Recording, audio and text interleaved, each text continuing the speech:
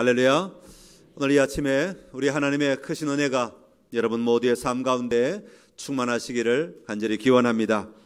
오늘 우리가 신앙생활하면서 우리가 신앙의 삶을 통하여 계속해서 성장하고 성숙하면 좋겠지만 우리의 신앙의 삶에 많은 유혹들이 있는 것을 볼 수가 있습니다. 오늘 이 기도원의 이야기를 통해서 다시 한번 우리에게 다가오는 유혹이 무엇인지 살펴보고 우리가 극복해야 될 유혹을 잘 이겨냄으로 말미암아 승리하는 그리스도인의 삶을 살아가는 모든 선창의 가족들이 다 되시기를 간절히 기원합니다. 우리가 신앙생활하면서 우리가 극복해야 할 유혹은 참 많이 있습니다. 그런데 그 중에 큰 것이 뭔가 하고 가만히 생각을 해보면 여러 가지 유혹들이 많이 있지만 그 중에 아마 가장 크고 힘든 것은 내 생각이 잣대가 되고 싶은 유혹일 것입니다. 내 생각이 모든 기준이 되고 내 생각이 항상 옳아야 되고 내 생각이 항상 모든 사람들로부터 인정받아야 되고 내 생각대로 안 되면 견딜 수 없어 하는 우리의 그런 심정, 이런 것들이 아마 우리의 유혹이 아닐까 생각을 해봅니다. 교회에서 가장 무서운 사람들이라고 하는 글이 있는데 그 글에 보면 이런 이야기가 나옵니다. 아시시의 성자 프란체스코에 관한 이야기입니다. 프란체스코는 한 번은 제자들과 함께 40일 금식 기도를 하게 되었습니다. 여러분 40일 금식 기도 굉장히 힘들죠. 굉장히 배가 고픕니다. 39일째가 되었습니다. 39일째가 되었으니까 이제 하루만 더 잘 견디면 이 40일 금식을 마치게 되는 것이죠. 프란체스코와 제자들이 함께 40일 금식을 하고 있는 그 가운데 젊은 제자 한 명이 저 멀리서 날라오는 그 맛있는 스프 냄새에 끌려서 이 39일째 되는 날 자기도 모르게 발걸음이 그 스프를 향해서 걸음이 옮겨지게 되었습니다. 그리고는 자기도 모르게 숟가락을 들고 그 스프를 떠서 한 입 꿀꺽꿀꺽 먹게 된 것이죠. 그 순간 함께 금식을 하던 제자들이 눈을 부릅뜨고 그 젊은 제자를 노려보았습니다. 그 눈길 속에는 유혹에 넘어간 불쌍한 영혼을 향한 애처로움이 아니라 분노에 찬 정죄의 따가운 시선이 들어 있었던 것이죠. 유혹에 빠지지 않았던 제자들은 유혹에 넘어간 젊은 제자를 엄하게 꾸짖어 주시기를 바라며 스승 프란체스코를 바라보았습니다. 그런데 프란체스코는 말없이 그 장면을 지켜보다가 자기도 수저를 집어 들었습니다. 그리고는 그 젊은 제자가 먹었던 스프를 천천히 떠먹기 시작하는 것입니다. 여러분, 이 주변에 있던 제자들, 경악의 눈길로 스승을 쳐다보고 있는 제자들을, 그 제자들을 향해 프란체스코는 숟가락을 내놓고 이렇게 이야기합니다. 우리가 금식을 하며 기도를 드리는 것은 모두가 다 예수님의 인격을 담고 그분의 성품을 본받아서 모두가 서로가 서로를 참으며 사랑하며 아끼자는 것입니다. 저 젊은이가 유혹을 이기지 못하고 스프를 떠먹은 것, 그것은 죄가 되지 않습니다. 하지만 그를 정죄하고 배척하는 여러분들이야말로 지금 큰 죄를 짓고 있는 것입니다.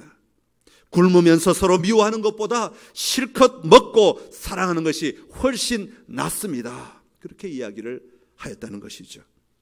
여러분, 그렇습니다. 사실 우리가 교회에 나와서 하나님을 만나고 누리면 그 땅에 평화가 임하였더라 라고 하는 그 삶이 오늘 우리에게 있어야 합니다. 그런데 교회 나와서 함께 예배를 드리고 교회 나와서 하나님을 믿는다고 말하지만 그 땅에 평화가 임하였더라 라고 하는 것을 느끼기보다 오히려 그렇지 못한 삶을 살아가는 오늘날의 교인들이 더 많이 있다는 것이죠. 여러분, 왜 그렇습니까? 그것은 우리가 하는 말과 우리의 삶 사이에 무언가가 문제가 있다고 하는 것을 이야기하는 것입니다. 오늘 본문은 겉으로는 평화이지만 하나님의 백성들의 삶에 하나님이 빠지기 시작할 때, 하나님이 제외되기 시작할 때 그 속에는 어려움이 일어나고 있는 것을 우리에게 소개하고 있습니다. 오늘 말씀을 통해서 하나님 중심의 삶이 흔들리기 시작할 때 어떤 어려움이 있는지를 살펴보고 다시 한번 믿음의 도전을 하며 하나님이 기뻐하시는 삶의 자리로 나아가는 선창의 모든 가족들이 다 될 수 있기를 간절히 기원합니다. 첫 번째로 하나님이 빠지고 사람의 방법으로 일을 처리하기 시작할 때 어떤 문제가 일어나는가 하면 공동체 안에 문제가 일어나기 시작합니다. 요즘 말로 하면 교인들끼리 문제가 일어나고 믿는 사람들끼리 문제가 일어나고 그것을 처리하느라 우리의 온 힘을, 온 에너지를 다 쏟아버리게 된다고 하는 것이죠. 오늘 본문 앞부분에 보면 기드온은 하나님의 명령에 따라 300명의 용사를 뽑아서 미디안 연합군과 전쟁을 치렀습니다. 여러분, 기드온은 무엇으로 전쟁에 승리했습니까? 횃불과 나팔로 말미암아 전쟁에 승리했습니다. 이것은 일반적으로 전쟁을 치르는 방법이 아니었습니다. 여러분, 성경에서 많은 이야기들이 나오지만 이렇게 아주 이상한 방법으로, 도저히 인간이 사용할 수 없는 방법으로 전쟁에 이겼다든지 어떤 놀라운 일이 일어났다고 하는 것은 무엇을 이야기합니까? 하나님이 개입하셨다는 것을 이야기합니다. 하나님이 시작하시고 하나님이 움직이시고 하나님이 마무리하셨다는 것을 이야기하고 있는 것이죠. 그러니까 기드온의 300명의 용사가 300명으로 13만 5천 명을 향하여서 공격하여 나아가고, 그것도 무기가 아니라 횃불과 나팔로 나아갔다, 이 말은 하나님이 전쟁을 이끄셨고 하나님이 전쟁을 승리하게 하셨다는 것을 우리에게 보여주고 있는 대목입니다. 그러니까 기드온은 횃불과 나팔로 전쟁을 승리하였으면 그 믿음을 가지고, 그 확신을 가지고 계속하여 더 하나님을 전적으로 의지하고 신뢰함으로 말미암아 나머지 전쟁도 끝까지 치루어 나가야 당연한 것 아니겠습니까? 하나님을 끊임없이 더 순종하고 더 바라봐야 하는 것 당연한 것 아니겠습니까? 그런데 300명이 전쟁에 이기기 시작하고 미디안이 도망가기 시작하니까 이 13만 5천 명이 도망가는 뒷모습을 바라보면서 이 기드온의 마음에는 전혀 다른 생각들이 일어나게 되었던 것 같습니다. 온 이스라엘에게 사람을 보내어 함께 추격하도록 요청하는 일이 7장 23절에 나오고 있습니다. 그리고 24절에 보면 에브라임 사람들에게 요단강에 이르는 수로를 담당하여 공격해달라고 요청을 합니다. 여러분, 사실 이 에브라임 사람은 굉장히 강한 사람들이었던 것 같습니다. 기드온이 자기의 생각으로, 자기의 전략으로 전쟁을 풀어가기 시작하면서 어려운 일들이 일어나기 시작하는 것이죠. 오늘 8장에 보면 뒤늦게 전쟁에 참여한 이 에브라임이 왜 진작 우리를 부르지 않았느냐, 그렇게 따지기 시작합니다. 에브라임이 참여해서 적장 2명을 죽이게 되죠. 잡아와서 죽여서 그 목을 기드온에게 가져오게 됩니다. 아마 이렇게 따지는 이유는 자신들이 얼마나 위대한 사람들인가 인정받고 싶은 마음이 아마 굉장히 강했던 것 같습니다.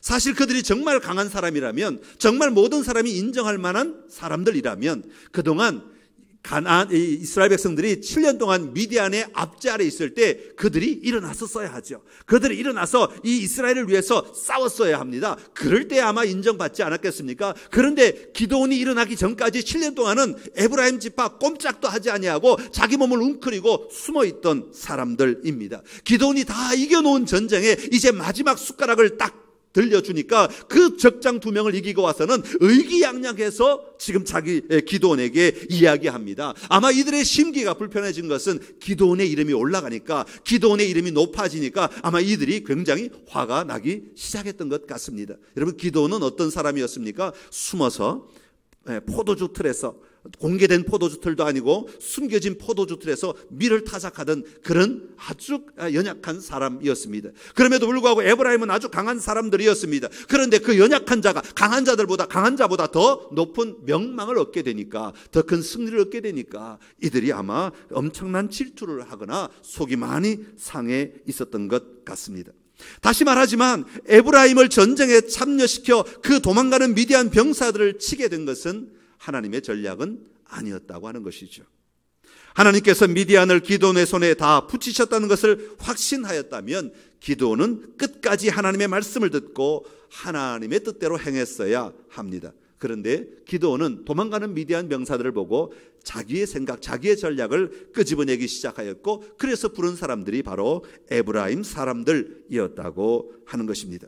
아마 내가 무엇을 할 수 있을 것이라는 자신의 자신감이 생기기 시작했던 것 같습니다. 여러분, 이런 생각들이 우리를 어렵게 만들기 시작하는 원인이 되는 것이죠. 참 재미있게도 7장 23절, 아니 8장부터 8장에 보면 여호와 하나님께서 등장하시지 않으십니다. 여호와란 이름이 없다는 말이 아니라 여호와란 말을 사용하기는 하지만 실제로 여호와 하나님이 나타나시지는 않으셨다는 것이죠. 여러분, 우리가 잘 아는 대로 6장이나 7장에 보면 기드온에게 여호와께서 기드온에게 이르시되, 여호와께서 나타나셔서 기드온에게 말씀하신다는 대목들이 여러 번 나오고 있습니다. 계속 반복하고 있습니다. 그래서 기드온은 숨어있던 자가 일어나서 나왔고 용사가 되었고 하나님의 말씀대로, 여호와의 말씀대로 미디안을 공격하는 자가 될 수 있었죠. 그러나 8장에 보면 여호와께서 기드온에게 이르시되, 이 대목은 한 번도 나오지 않습니다. 오직 기드온의 생각, 기드온의 이야기만 나올 뿐입니다. 사랑하는 성도 여러분, 오늘 우리의 삶 속에서 여호와 하나님이 빠지시면 거기에는 우리만이 남게 된다는 것이죠. 우리가 믿음 생활 시작할 때는 여호와 하나님을 찾고 여호와 하나님을 부르짖다가 우리의 믿음이 어느 정도 성숙했다고 생각되면, 내가 이제 뭘 좀 알겠다고 생각되면 그때부터는 여호와 하나님이 빠지기 시작할 때가 우리의 삶 가운데 참 많이 있다는 것입니다. 그리고는 그때부터 내 생각, 내 의견들만이 드러나기 시작하는 것이죠. 다른 사람들을 나와의 경쟁관계 속에서 바라보도록 세상은 요구하고 있습니다. 상대방을 이기는 것이 세상을 잘 사는 것이라고 우리에게 이야기합니다. 그러다 보니까 나도 모르게 그런 사고에 우리가 빨려 들어갈 때가 얼마나 많이 있습니까?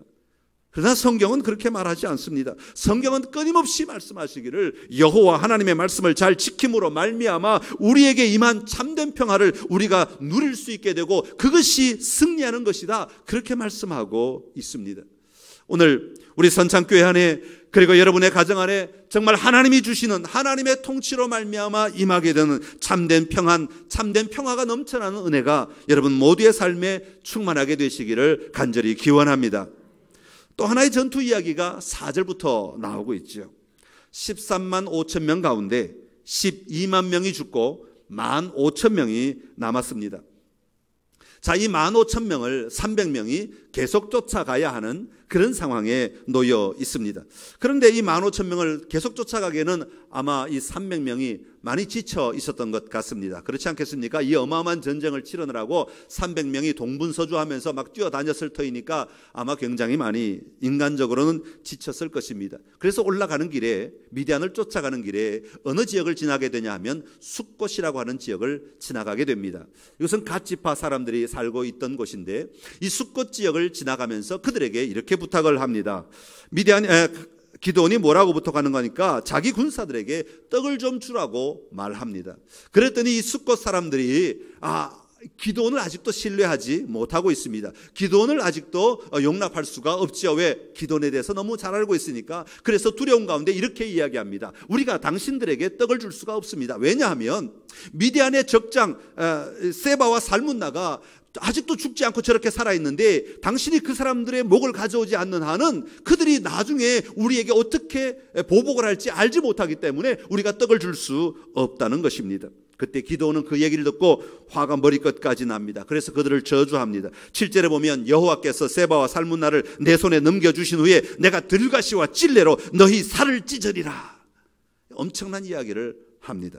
기드온은 아마 분노가 머리끝까지 치솟았던 것 같습니다. 그래서 이빨을 깨물고 오기로라도 내가 이 전쟁을 반드시 승리하겠다 하는 그런 결단을 하지 않았을까 싶습니다. 그리고 내가 전장에서 이기고 오기만 하면 내가 너희들을 다 죽여버리겠다.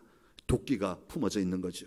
그래서 실제로 10절에서 12절까지 보면 기드온이 세바와 살문나 군대를 무찌르고 그들을 사로잡게 됩니다. 그리고 13절부터 보면 돌아오는 길에 자신이 말한 대로 이 숫곳 사람들을 들가시와 찔레로 괴롭히는 것을 볼 수 있습니다. 이것은 단순히 괴롭힌다는 말이 아니라 죽인다는 이야기죠.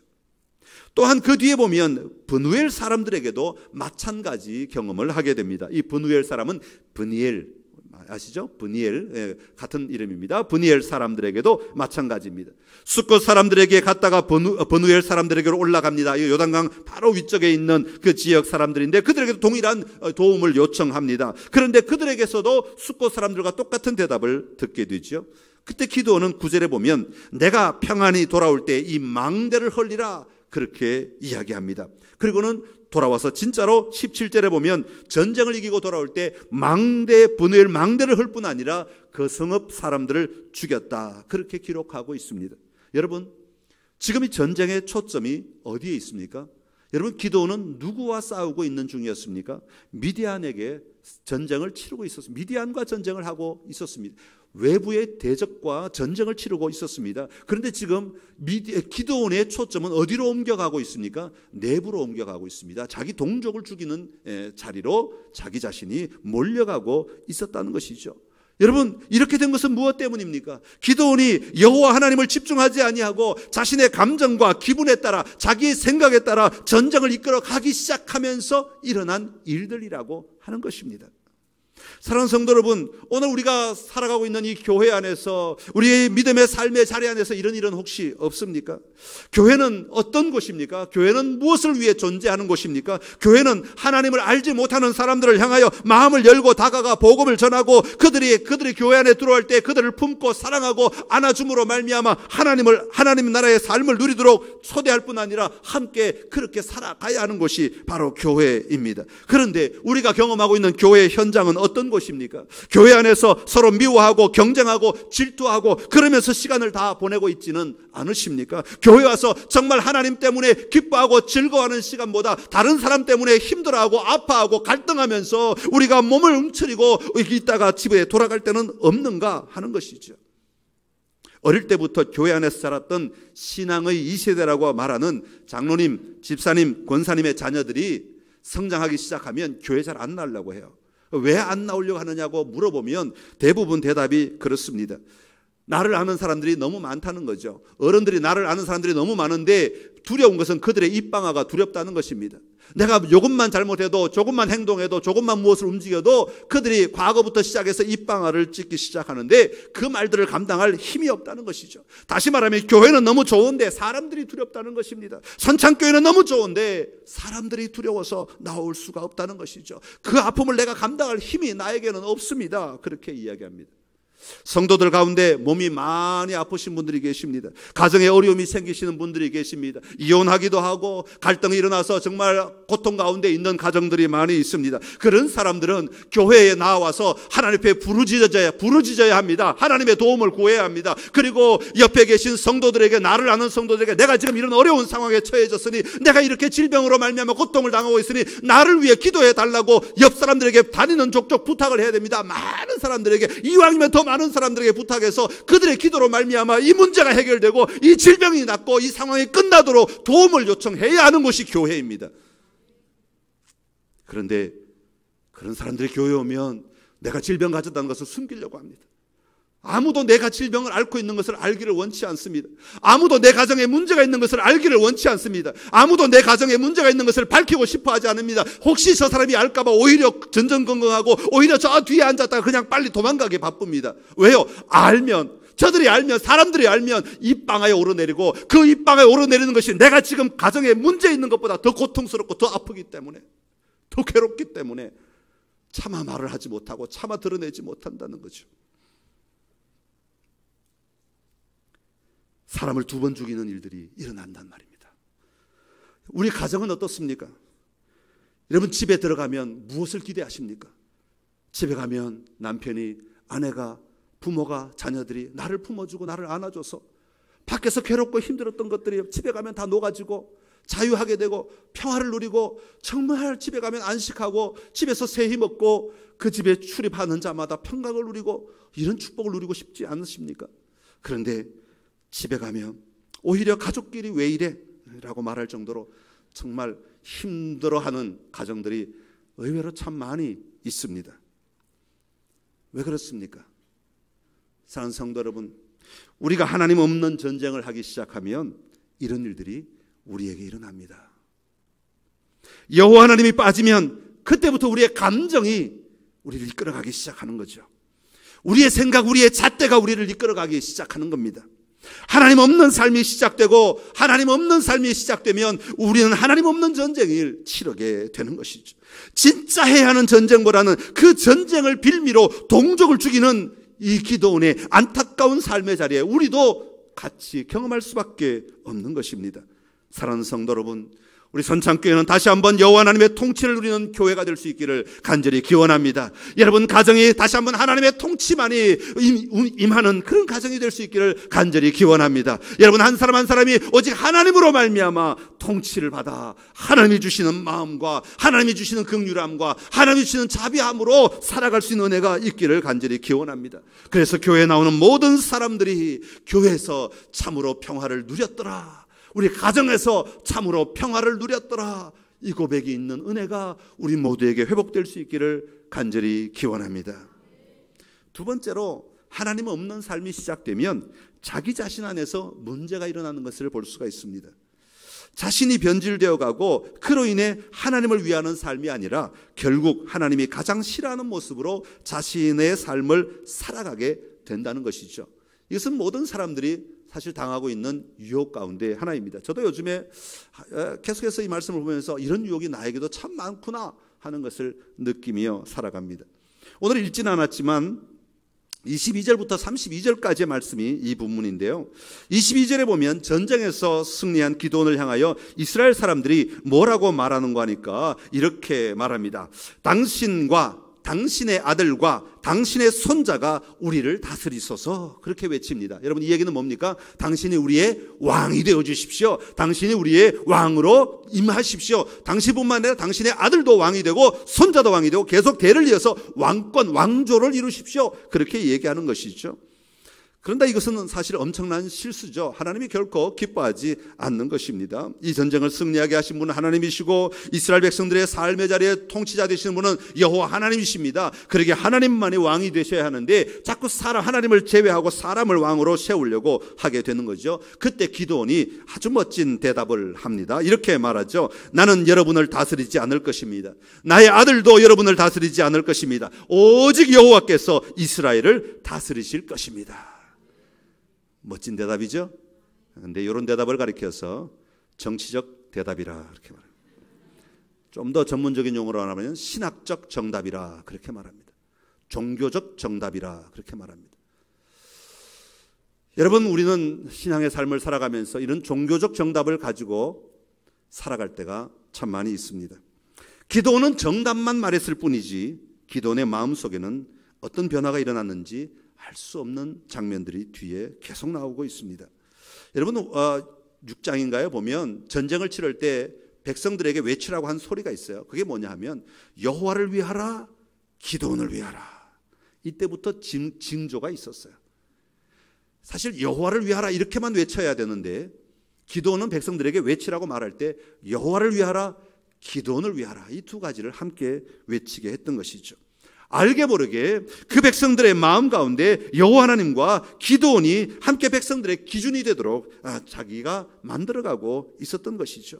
24절에 보면 기드온이 백성들에게 선물을 요구하고 있습니다. 여러분 선물을 요구한다는 것은 백성들에게 선물을 다 가져와라 라고 말한다는 것은 무엇을 얘기합니까? 모두 다 나에게 순종해라 라고 하는 것을 이야기하는 것이죠. 모두가 다 내 말을 듣기를 원하고 내 말대로 행동하기를 원한다 하는 표현이 담겨 있는 것입니다. 그래서 세바와 살문나를 죽였을 때 취하였던 모든 전리품들을 다 가져오게 되고 특별히 금을 기드온 앞에 가져오게 되는 것이죠. 여러분 이것은 무엇을 의미합니까? 자신이 왕임을 알게 모르게 왕의 권력을 지금 행사하고 있는 것이다. 말로는 왕이라고 말하지 않고 있지만 행동은 왕의 행동을 하고 있는 것을 볼 수가 있습니다. 공식적인 직함의 왕이 아니지 자신은 이미 왕처럼 행동하고 있는 것입니다. 더 나아가서 나중에 보면 31절에 나옵니다. 그 아들을 낳았는데 아들이 물론 많습니다만 그 중에 한 아들을 낳았는데 그 아들 이름을 뭐라고 지었는가 하니까 아비멜렉이라고 지었습니다. 여러분 아비멜렉, 멜렉 한번 따라합시다.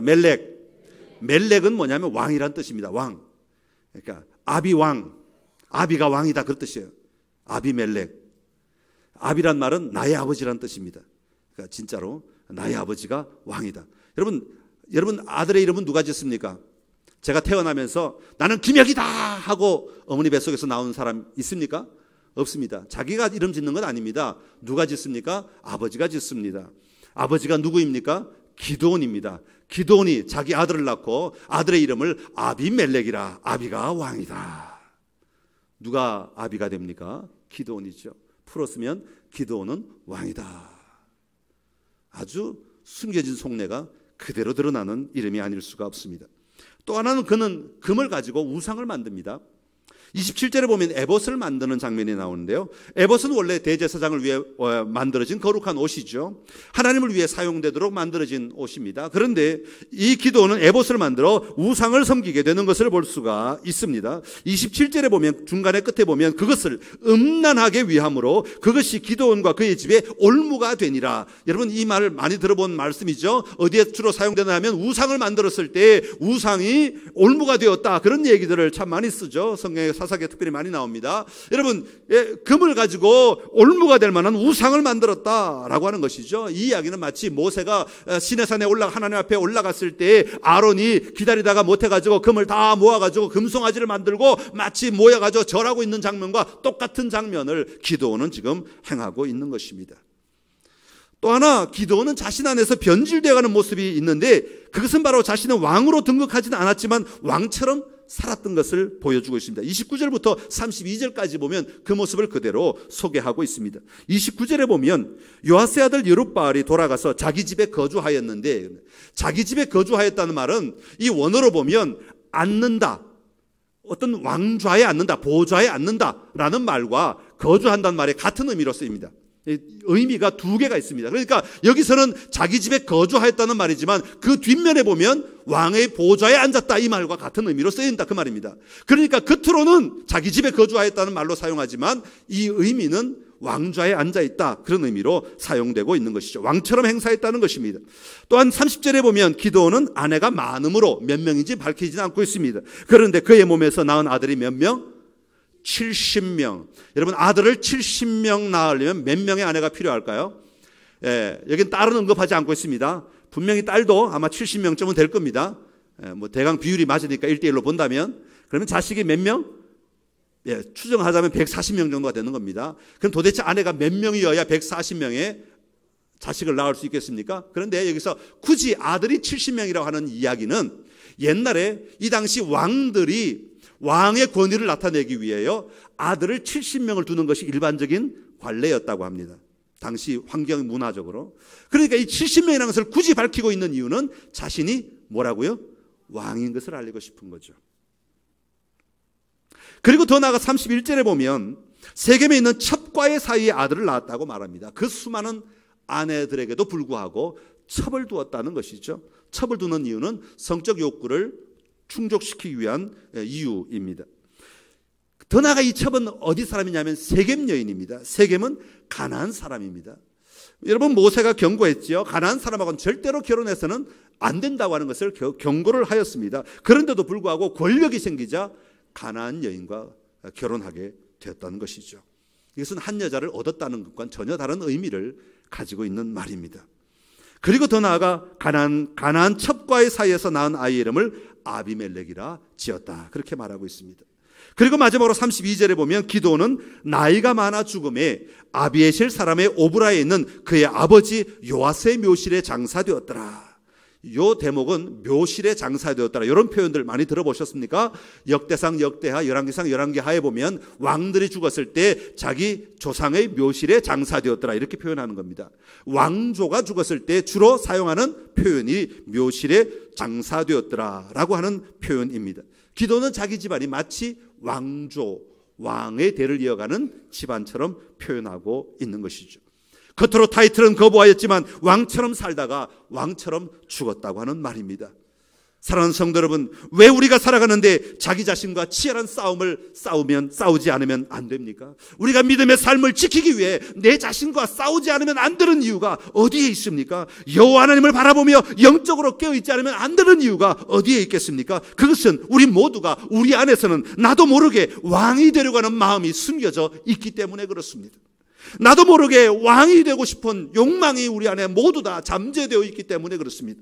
여호와 하나님이 우리의 왕이 되셔야 함에도 불구하고 우리는 말로는 여호와 하나님이 왕이다 그렇게 말하지만 뒤돌아가면 나 스스로는 왕처럼 살고 싶은 거죠. 사람들로부터 인정받고 싶고 사람들로부터 왕의 대접을 받고 싶은 욕구가 우리 안에 다 있다는 것입니다. 여기서 모든 어려움이 시작되는 것이죠. 여러분 오늘 우리가 살고 있는 이 시대를 가리켜서 자기 소견에 옳은 대로 행하였더라 라는 시대입니다. 이게 포스트 모더니즘주의의 핵심이죠. 오늘 우리가 살고 있는 환경은요, 모두가 다 자기 소견이 옳다고 말하는 시대입니다. 어느 한 사람 자기 얘기를 하면서 내 영이 혹시 맞을지도 몰라 그렇게 말하는 사람 없습니다. 다 확신 가지고 살아갑니다. 자기 소견에 옳은 대로 살아가는 삶의 자리에 우리는 살아가고 있습니다. 그 자리에서 우리도 내 소견에 옳은 대로 살면 안 된다고 하는 것이 오늘 사사기가 우리에게 말해주고 있는 내용입니다. 혹시 나도 세상 사람들처럼 내 소견에 옳은 대로 행하면 왕처럼 살 수 있지 않겠는가 하는 유혹이 우리에게 끊임없이 다가오고 있다는 것을 이야기하는 것입니다. 그것을 극복하며 살기 위해서는 다시 한번 우리가 누구인가를 생각하지 않을 수가 없습니다. 여러분, 우리는 누구입니까? 여호와 하나님의 자녀로 살아야 합니다. 그럴 때 우리는 우리 앞에 어떤 좋은 것이 일어날 때마다, 우리 앞에 어떤 기쁜 일이 일어날 때마다, 우리 앞에 어떤 문제가 해결될 때마다 내가 잘났기 때문에 그 문제가 해결된 것이 아니라 여호와 하나님의 은혜입니다 라고 고백할 수 있는 우리의 입술이 되는 것이죠. 그렇습니다. 우리는 언제나 우리의 삶의 자리에 정말 전심으로 하나님의 은혜입니다 라는 고백을 하며 사는 자들이 되어야 하는 것입니다. 그리고 나아가서 하나님이 함께 하시면 어떤 대적도 문제가 되지 않음을 기억하며 사는 삶이 되어야 합니다. 300명이 13만 5천 명을 물리쳤음을 기억하며 살아야 합니다. 전쟁은 나에게 속한 것이 아니라 여호와께 속한 것입니다. 무기나 숫자가 문제가 아님을 기억하고 하나님을 의지하는 삶을 살아야 하는 것입니다. 이게 그리스도인들의 삶의 태도인 것이죠. 그리고 더 중요한 것이 하나가 있는데, 그것은 우리의 마음에 개인적인 야심과 하나님의 비전을 섞어서는 안 된다고 하는 것입니다. 개인적인 야심을 하나님의 비전이라고 생각하면 그때부터 문제가 일어나기 시작합니다. 사랑하는 성도 여러분, 오늘 우리의 삶 속에 여호와 하나님이 나의 왕이 되시기를 다시 한번 간절히 기원합니다. 여러분의 삶 가운데 끊임없이 외치십시오. 고백하십시오. 선포하십시오. 하나님은 나의 왕이십니다. 내가 나의 왕이 아니라 여호와 하나님이 나의 왕이십니다. 선포하십시오. 그리고 그렇게 인정하며 사십시오. 오늘 내가 이렇게 살아가는 것은, 오늘 내가 이렇게 호흡하는 것은, 오늘 내가 이렇게 예배할 수 있는 것은, 오늘 내가 걸음을 걸을 수 있는 것은 하나님의 은혜입니다. 하나님의 은혜입니다. 하나님의 은혜입니다. 그렇게 선포하며 살아가십시오. 그렇게 살아갈 때 여러분의 삶에 놀라운 평화, 놀라운 평안이 임하게 될 것입니다. 이 시간 우리 찬양 같이 한 곡 먼저 듣도록 하겠습니다. 우리 김지혜 전도사님 나오셔서 나를 지으신 이가 찬양하겠습니다.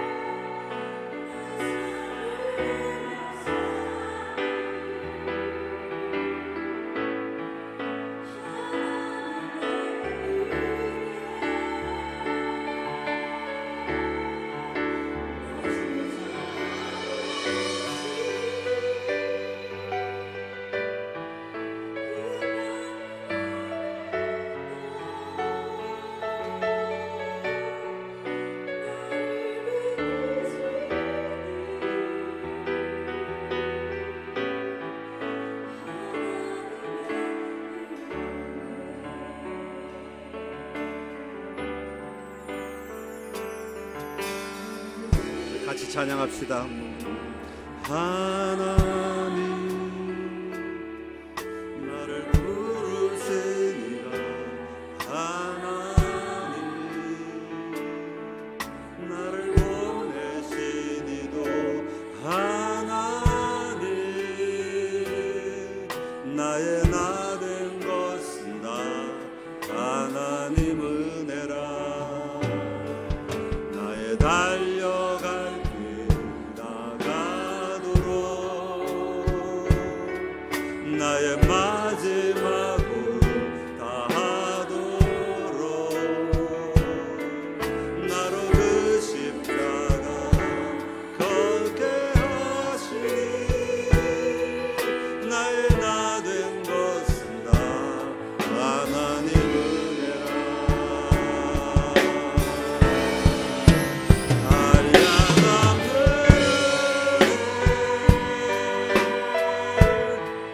바쁠 길 없는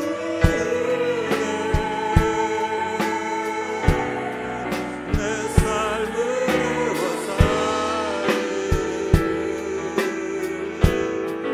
하나님의 은혜. 나 주저함 없이 그 땅을 밟음도 나를 이끄시는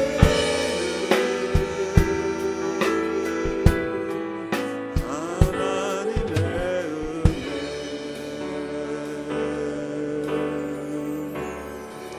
우리 이 시간 좀 말씀을 생각하면서 같이 기도하기를 원합니다. 하나님, 그렇습니다. 내가 믿음의 삶을 산다고 하지만 내 안에 왕이 되고 싶은 욕망, 내가 내 안에 왕이 되고 싶은 욕구, 내가 판단하고 싶고, 내가 정죄하고 싶고, 내가 비판하고 싶고, 내가 결정하고 싶고, 내가 움직이고 싶어하는 그런 욕망들이 얼마나 많이 있는지 모릅니다. 하나님, 이 욕망들을 이겨낼 힘을 허락하여 주옵소서. 극복해야 될 이 유혹을 잘 극복함으로 말미암아 왕이신 나의 하나님을 왕으로 잘 섬기며 그 하나님을 따라 승리하는 삶을 살아가게 하여 주시옵소서. 하나님이 주신 평화를 누리게 하여 주시옵시고 하나님이 주신 승리를 누리게 하여 주옵소서. 우리 공동체 안에, 우리 교회 안에, 우리 가정 안에, 우리가 살아가는 삶의 자리에 그런 일들이 일어나게 하여 주시옵시고 숨겨진 내 마음 안에 그런 일들이 일어나게 하여 주시옵소서. 우리 주님 한번 잡고 같이 기도하겠습니다. 주여, 하나님 아버지, 시간 아버지 우리의 자신을 주님 앞에 올려드립니다. 우리의 삶을 주님 앞에 올려드립니다. 내 안에 아버지 기도원이 되고 싶어하는, 내 안에 기도원과 같이 살고 싶어하는, 내 안에 기도원처럼 아버지 그렇게 행동하고 싶어하는, 아버지 내 안에 기도원처럼 그렇게 내 마음대로 살아가고 싶어하는 그런 욕망, 욕구가 일어날 때가 얼마나 많았는지 모릅니다. 아버지, 그래야 우리의 공동체의 어려움을 끼치고, 아버지 우리의 삶의 자리에 어려움을 갖추고 오고, 아버지 그래야 우리의 삶의 자리에 내가 판단하고 정죄함으로 말미암아 어려움을 주고 우리 힘든 삶의 자리에 들어갈 때가 얼마나 많이 있었습니까? 하나님 아버지, 오늘 이 시간 간절히 바라기는 아버지 우리의 삶의 자리에 다시 한 번 더 하나님이 통치하여 주옵소서. 여호와님이 나의 왕이심을 고백합니다. 여호와님이 나의 왕이심을 선포합니다. 여호와님이 나의 왕이심을 아버지 드러냅니다. 주여 일하여 주옵시고, 주여 극복하게 하여 주옵시고, 주여 감당하게 하여 주옵소서. 내 안에 일어나는 수많은 유혹들을 이겨내게 하여 주옵소서. 아버지 온전히 더 겸손하게, 더 엎드려 주님을 섬기며, 더 엎드려 주님을 바라보며, 더 엎드려 주님을 누리며 나아가는 우리 회복된 삶이 되게 하여 주시옵소서. 오 하나님 아버지, 나를 겸손케 하여 주옵소서. 오 하나님, 나를 정결케 하여 주옵소서. 오 하나님, 나를 새롭게 하여 주옵소서. 오 하나님, 나를 온전케 하여 주옵소서. 주님을 바라볼 눈을 열게 하여 주옵시고, 주님을 바라볼 의지의 아버지 마음이 열려지게 하시고, 주님을 사모하고 주님을 의지하며 주님을 신뢰하는 능력이 우리 안에 있도록 주여 도와 주시옵소서. 하나님, 하나님의 영으로 만져 주시옵소서.